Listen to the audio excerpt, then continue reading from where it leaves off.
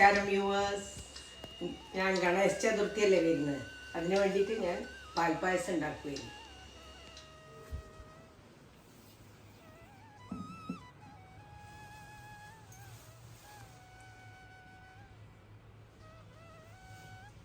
അതിന് വേണ്ടിയിട്ട് 1/2 കപ്പ് അരി, ബിരിയാണീൻ്റെ അരിയില്ലേ അതാണ്. ഉണക്കലരി ഉണ്ടെങ്കിൽ അതെടുത്താലും മതി. പിന്നെ മിൽക്ക് മെയ്ഡിൻ്റെ ഒരു പാക്കറ്റ്, അത് ഫുൾ വേണ്ട, ഹാഫേ വേണ്ടി വരുള്ളൂ. 1 കപ്പ് പഞ്ചസാര, 1/2 കപ്പ് അരി, 2 പാക്കറ്റ് പാൽ, 1 ലിറ്റർ പാൽ. മിൽക്ക് മെയ്ഡ് 100 ഗ്രാംസേ വേണ്ടു. ഈ പാല് 1 ലിറ്റർ പാല് ചൂടായി വരുമ്പോഴേക്ക് പിന്നെ അരി കഴുകിയിട്ട് നമുക്ക് എടുക്കാം. ഒന്ന് ചൂടായാലേ അരി ഇടാൻ പറ്റുള്ളൂ. 1/2 കപ്പ് അരി കഴുകുമായിരുന്നു. അരിപ്പയിലാകുമ്പോൾ പുറത്തൊന്നും പോകും.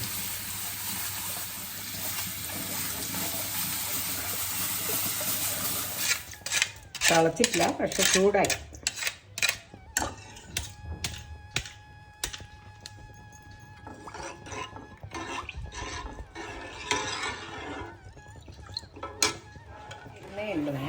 പാലിൻ്റെ അകത്തുനിന്ന് അരി വേവണം. ഇങ്ങനെ തിളച്ച് വരുന്നുണ്ട്. ആയിട്ടില്ല, വേവണം. ഈ പാലിനകത്ത് ഈ അരി വേവുമ്പോൾ പഞ്ചസാര ഇടാൻ പറ്റും. അരി വെന്തോ നോക്കണമെങ്കിൽ ഇങ്ങനെ എടുക്കുക, എന്നിട്ടൊന്ന് പ്രസ് ചെയ്ത് നോക്കുക. ഇതുപോലെ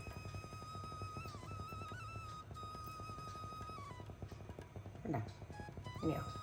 ഇനി പഞ്ചസാര ചേർക്കട്ടെ. ഇനിയാണ് പഞ്ചസാര, 1 കപ്പ് പഞ്ചസാര. കുറച്ച് വെള്ളമാവും. പഞ്ചസാരയും പിന്നെ കണ്ടൻസ് മിൽക്ക് ഇട്ടാൽ ചേർക്കണം.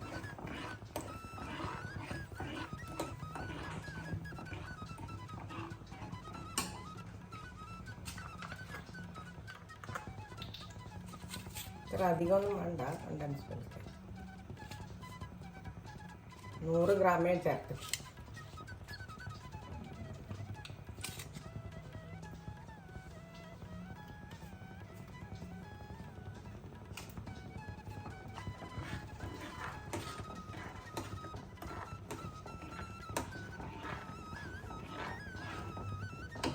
പ്രത്യേകം ശ്രദ്ധിക്കുക, അരി വെന്താൽ മാത്രമേ പഞ്ചസാര ചേർക്കാവൂ.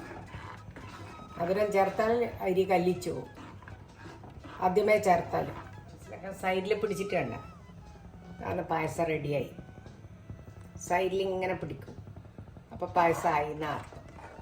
ഇതിൽ വറവില്ല, ഒന്നുമില്ല, ഇത് മാത്രം കഴിഞ്ഞേ. കണ്ട പായസത്തിൻ്റെ മുകളിൽ നോക്ക്, സൈഡിലെല്ലാം പിടിച്ചിട്ടുണ്ട്.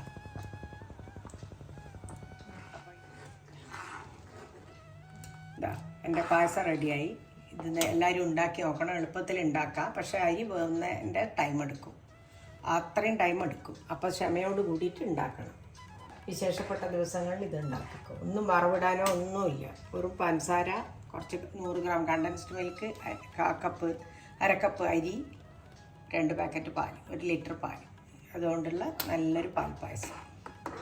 ഇത് നിങ്ങൾ കണ്ടിട്ട് ഷെയർ ചെയ്യണം, സബ്സ്ക്രൈബും ചെയ്യണം, കമൻസ് ഇടണം.